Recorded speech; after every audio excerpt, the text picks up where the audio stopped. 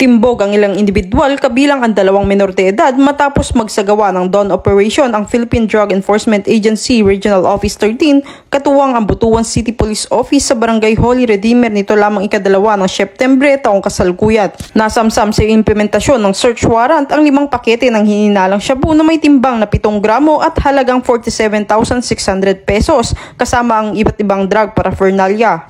Ang mga menor de edad ay agad na nirefer sa child caring institution alinsunod sa batas habang ang ibang sospek ay sasampahan ng kaso sa ilalim ng RA 9165 o Comprehensive Dangerous Drug Act of 2002. Tiniyak naman ng mga otoridad ang pagpapatuloy ng mahigpit na pagtutulungan ng PNP PDEA 13 laban sa ilegal na droga at nananawagan sa publiko na makisa sa kampanya sa pamamagitan ng pagbibigay ng impormasyon upang tuluyang masugpo ang mga drug network sa Caraga Region. Mula dito sa Police Regional Office 13, ako ang iyong PNN Correspondent, Patrolwoman Karen A. Malilin, alagad ng batas, taga-taguyod ng Balitang Pulis.